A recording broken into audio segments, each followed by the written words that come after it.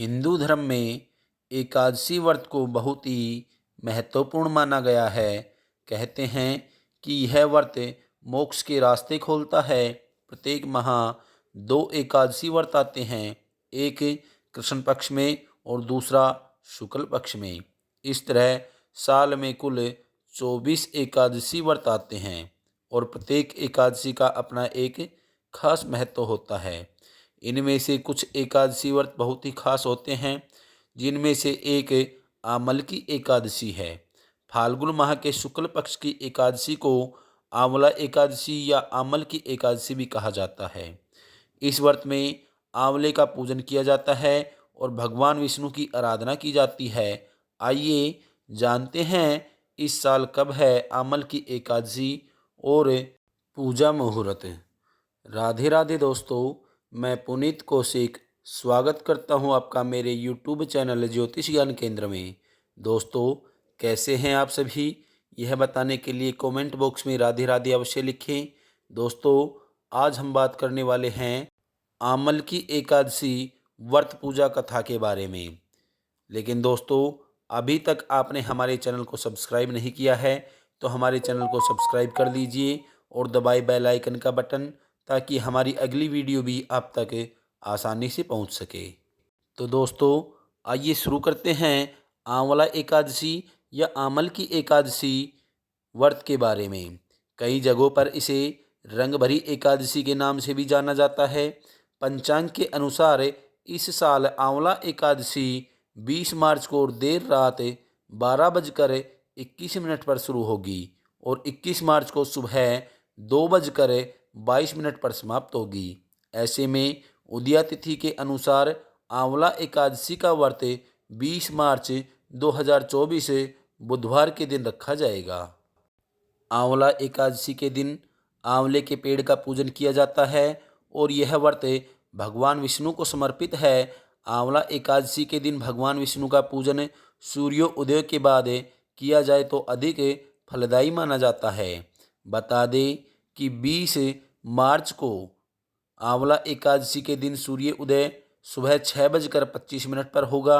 इस व्रत का पारण अगले दिन यानी 21 मार्च को दोपहर 1:41 से लेकर शाम 4:07 तक किया जा सकेगा। हिंदू धर्म में वैसे तो साल की सभी 24 एकादशियों का खास महत्व है, लेकिन आमल की एकादशी यानी आंवला एकादशी को बहुत ही महत्वपूर्ण माना गया है। इस दिन भगवान विष्णु के साथ ही आंवले के पेड़ का पूजन भी किया जाता है। धर्मशास्त्रों के अनुसार आंवले के पेड़ में सभी देवी देवताओं का वास होता है। इसका पूजन करने से सभी देवी देवताओं का आशीर्वाद प्राप्त होता है। कहते हैं कि आंवला एकादशी व्रत रखने वाले जातक को सभी पापों से मुक्ति मिलती है और सभी कष्ट दूर भी हो जाते हैं। फिर मृत्यु के बाद मोक्ष की प्राप्ति होती है। कहते हैं आमल की एकादशी को फाल्गुन माह के शुक्ल पक्ष में आने वाले पुख्य नक्षत्र में मनाया जाता है। भगवान विष्णु ने आंवले के पेड़ को सृष्टि के समय जन्म दिया था और उसे स्वर्ग और मोक्ष की प्राप्ति का प्रतीक माना जाता है। इस दिन विशेष रूप से भगवान विष्णु की आराधना की जाती है और उपवास किया जाता है। आमल की एकादशी का व्रत करने से सभी देवी देवताओं का आशीर्वाद प्राप्त होता है। भगवान विष्णु की कृपा सदैव बनी रहती है। भारत में आंवले के पेड़ को आमल की का पेड़ भी कहा जाता है और इस पेड़ के नीचे विशेष पूजा अर्चना की जाती है। आमल की एकादशी के व्रत से व्रती को स्वास्थ्य, धन और समृद्धि की प्राप्ति होती है। हिंदू पंचांग के अनुसार आमल की एकादशी के दिन का महत्व होली जैसे प्रमुख त्योहारों की तुलना से भी अधिक होता है। इस दिन भगवान को आंवला के पेड़ के रूप में पूजा जाता है, जो हिंदू धर्म के प्रतीकात्मक प्रतिनिधित्वों में से एक है। आमल की एकादशी को उपवास करने से माना जाता है कि सभी मनोकामनाएं पूर्ण होती है। अन्यत्र हिंदू परंपरा के अनुसार देवी लक्ष्मी को धन की देवी माना जाता है और आमल की एकादशी के दिन उसकी पूजा से धन की प्राप्ति होती है। इसके अलावा इस दिन का महत्व और बढ़ जाता है, क्योंकि कहा जाता है कि भगवान श्री कृष्ण अपनी प्रेमिका राधा से आंवले के पेड़ के पास मिलने जाते थे। जो भी आंवले के पेड़ से प्रार्थना करते हैं उनकी हर मनोकामना पूरी हो जाती है। आंवले का पेड़ स्वास्थ्य लाभ भी प्रदान करता है और इससे विभिन्न प्रकार की औषधियाँ तैयार की जाती है जो विटामिन सी का स्रोत भी होती है। आमल की एकादशी के व्रत की पूजन विधि इस प्रकार है। आमल की एकादशी का व्रत अपने आप में बहुत फलदायी होता है। इस व्रत के पहले दिन व्रती को दशमी की रात्रि में एकादशी व्रत के साथ भगवान विष्णु का ध्यान करते हुए सोना चाहिए। अगले दिन यानी आमल की एकादशी के दिन सुबह स्नान करके भगवान विष्णु की प्रतिमा के समक्ष हाथ में तिल कुश और मुद्रा जल लेकर संकल्प करना चाहिए कि मैं भगवान विष्णु की प्रसन्नता एवं मोक्ष की कामना से आमल की एकादशी का व्रत रखना चाहता हूँ। इसके बाद भगवान की पूजा के पश्चात पूजन और सामग्री लेकर आंवले के वृक्ष की पूजा करनी चाहिए। इसके लिए सबसे पहले वृक्ष के चारों ओर की भूमि को साफ करें और उसे गाय के गोबर से पवित्र करें। फिर पेड़ की जड़ में एक वेदी बनाकर उस पर कलश स्थापित करें। इस कलश में देवताओं, तीर्थों एवं सागरों को आमंत्रित करें।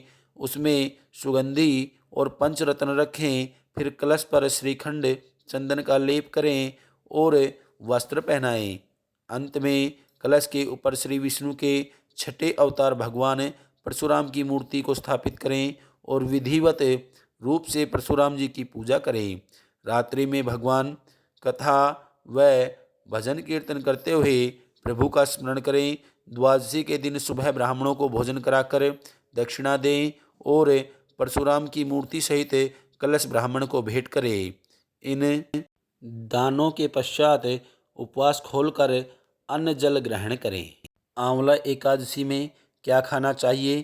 कहते हैं कि आंवले के पेड़ पर भगवान विष्णु का वास होता है। मान्यता है कि एकादशी व्रत का पारण अगर आंवला खाकर किया जाए तो अखंड सौभाग्य, आरोग्य और संतान सुख की प्राप्ति होती है। मान्यता है कि एकादशी व्रत का पारण चावल खाकर करना चाहिए। एकादशी पर चावल खाने की मनाही होती है, लेकिन द्वादशी के दिन चावल जरूर खाने चाहिए। दोस्तों, आंवला एकादशी के दिन क्या करना चाहिए यह भी मैं आपको बताने वाला हूँ।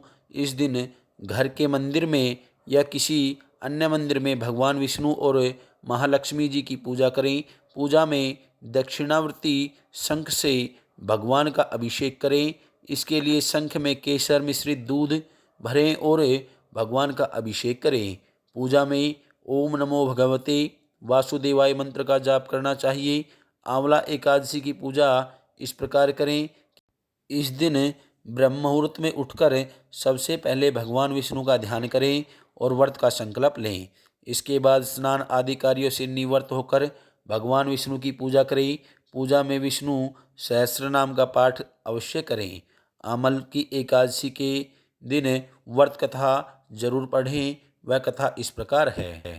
कथा के अनुसार एक बार एक राजा था जो पूर्व जन्म में एक शिकारी था। एक बार आमल की एकादशी के दिन जब सभी लोग मंदिर में एकादशी का व्रत करके भजन और पूजन कर रहे थे, तब मंदिर में चोरी के उद्देश्य से वह मंदिर के बाहर छुप कर बैठा रहा। मंदिर में चल रही पूजा अर्चना देखते हुए वह लोगों के जाने का इंतजार कर रहा था। अगले दिन सुबह हो जाने पर शिकारी घर चला गया। इस तरह अनजाने में शिकारी से आमल की एकादशी का व्रत हो गया। कुछ समय बाद शिकारी की मृत्यु हुई और उसका जन्म राज परिवार में हुआ और वह एक बड़े राज्य का राजा बना। यह उसके द्वारा पूर्व जन्म में रखे गए एकादशी के व्रत के कारण ही हुआ। ये कथा सुने और ओम नमो भगवते वासुदेवाय या श्री कृष्ण गोविंद हरे मुरारे हे नाथ नारायण वासुदेवाय मंत्र का जाप करें, या ओम श्री नारायणाय नमः या ओम विष्णवे नमः। इस मंत्र का एकादशी के दिन 108 बार जाप करें। दोस्तों, आपको हमारी जानकारी कैसी लगी? अगर आपको हमारी जानकारी अच्छी लगी हो तो हमारे चैनल को सब्सक्राइब करना ना भूलें। मिलते हैं अगली वीडियो में, तब तक के लिए राधे राधे।